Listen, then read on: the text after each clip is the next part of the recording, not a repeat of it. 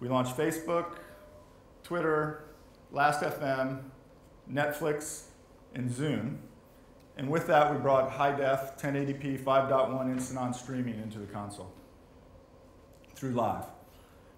This was the time that I came over to the UK and set up shop in London, and we took on building experiences specifically for Europe. This is where we brought Sky online, and we brought Canal online in France. And when we took a look at this, we said it's not just about distributing the content. We aren't just another socket. We aren't just trying to be like a plugged-in TV. What we wanted to do was actually start to work on how you wrap these gaming mechanics and these social networking components around the content. And with Sky and Canal, one of the things that we did is we took that party mode that had been introduced in NXE.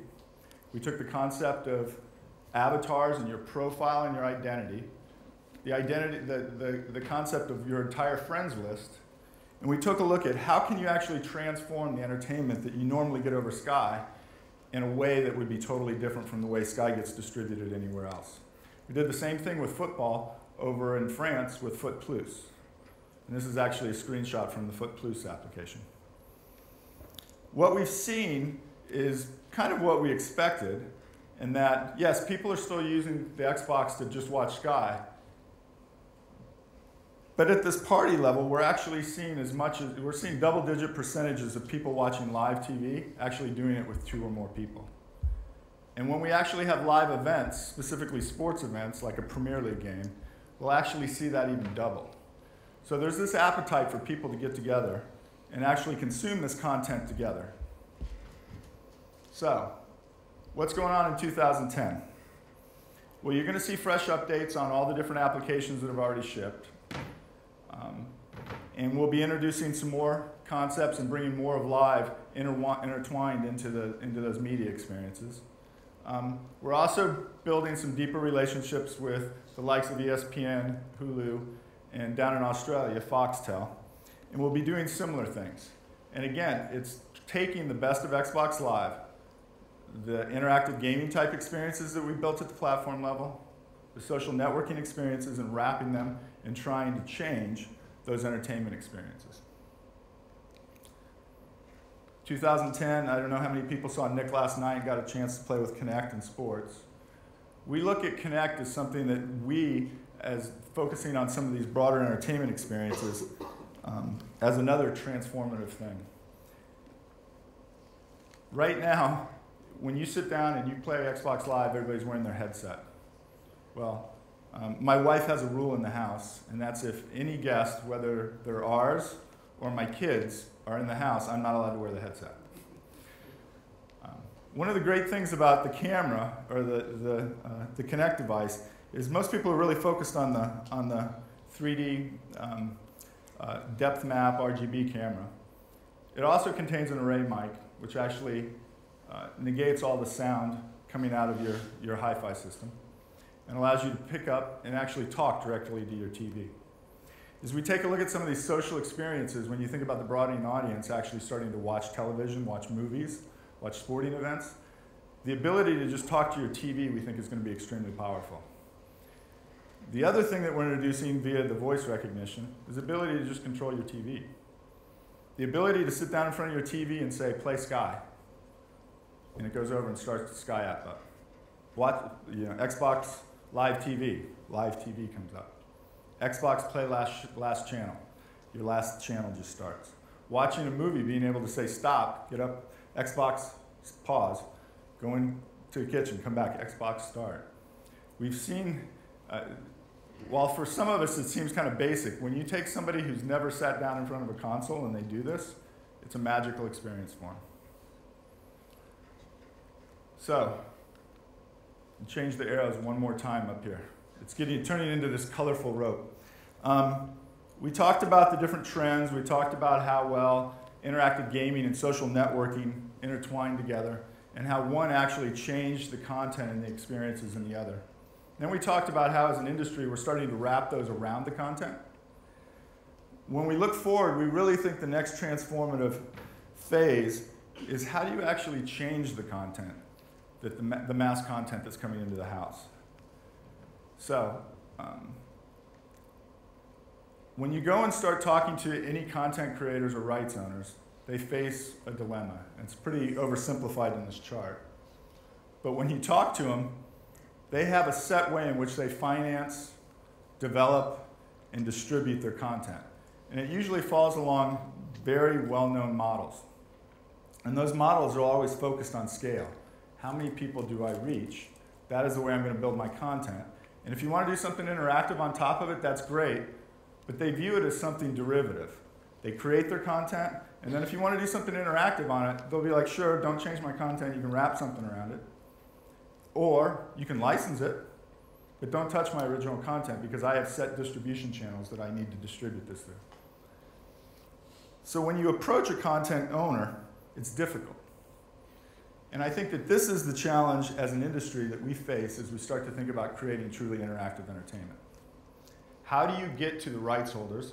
How do you get to the content creators and actually have them develop what was traditional music, television, movie content in a way in which interactive gaming mechanics and social networking mechanics not only wrap that content, but fundamentally change it?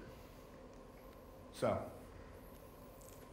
as we think about live and we think about this vision, the approach that we're taking with it is really continue to focus on that living room and focus on entertainment in general, including gaming, including television, including movies, including music.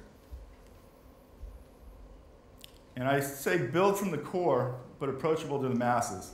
And I know there's a lot of controversy over, are you turning your back on the core gamer? Are you just focused on the we bunch? My answer to that is emphatically no. And the reason I say that is because I realize that what we built with Live was built on the backs of the core gamer. It was built to benefit the core gamer, and it was built solely focused on that core gamer when we originally launched. We also know that that is our best advocate to actually continue to grow our user base and grow the engagement in Live. Sky is an example. My wife never let me have an Xbox in the bedroom. Probably not a bad rule, but that was the rule.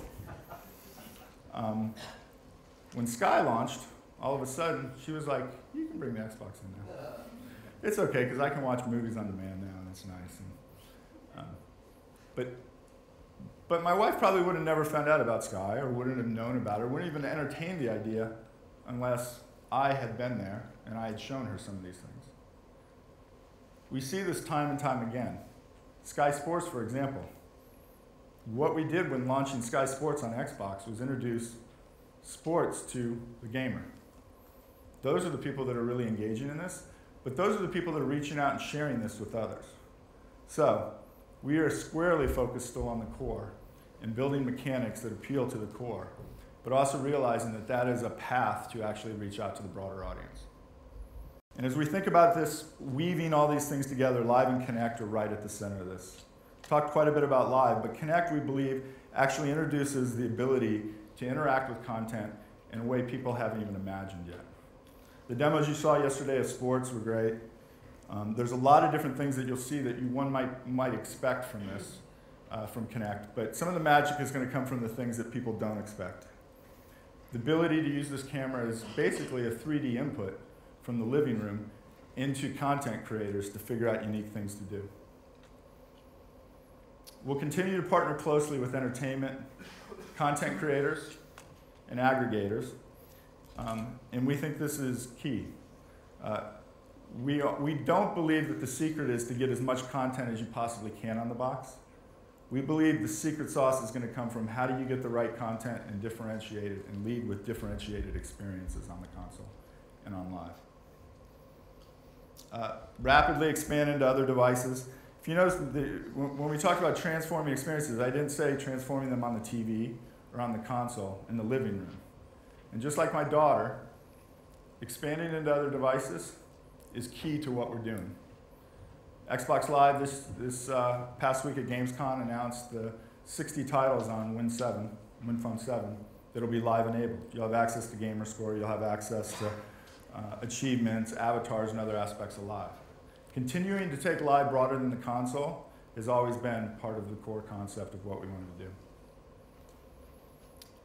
And that all leads to, again, back to the goal and the methodology and the thought that we had behind Live when it originally launched. And it's all about taking ordinary entertainment and giving the creators the opportunity to actually transform that into extraordinary experiences. So, as an industry, how can we actually start to accelerate and prove out some of these things? Like I mentioned, content creators aren't looking to risk certain models that they have. We saw it happen in the music industry where things died off and they started to lose money. And it's only a matter of time as we look at the movie and television industry, if they don't meet the needs of my daughter, they're going to see the similar declines.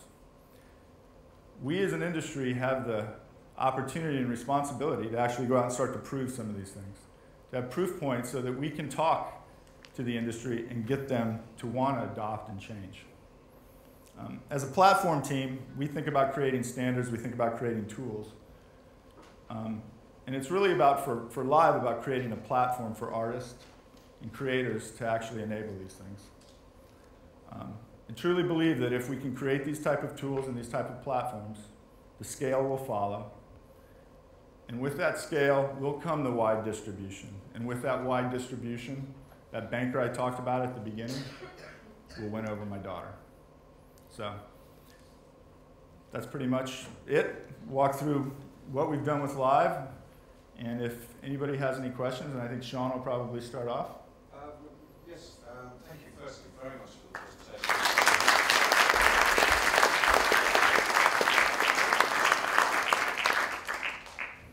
We've heard a lot from some of the other speakers about an increasingly rich, increasingly populated marketplace where games are sort of filling in as a part of the whole media spectrum.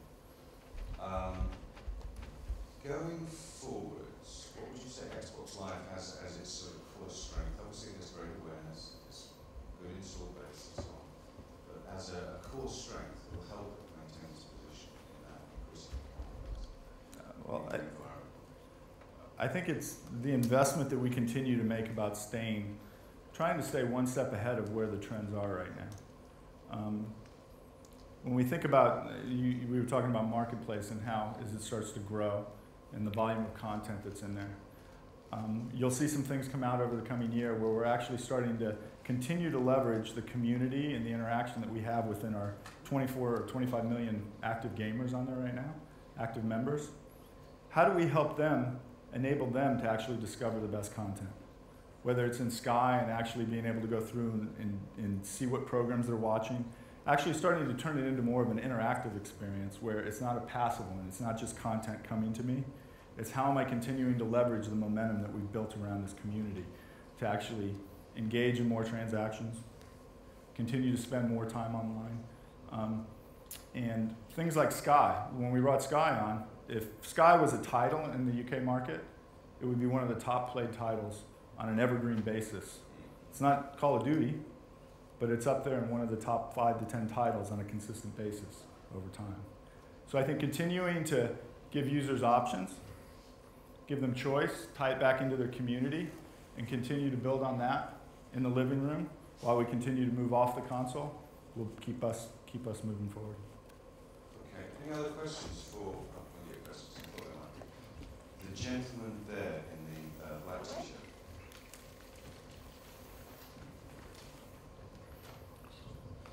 When they talk about games on demand and that for the marketplace and stuff, on the marketplace there's a games on demand section where you can buy full price titles, but they're never actually current release titles, they're always like a few months, maybe 3-4 months away. Do you see the marketplace being able to put actual current titles? We've seen Friday the Mafia 2 comes in. Do you see like that being able to be released as well online at the same time, so they coincide with the actual retail release?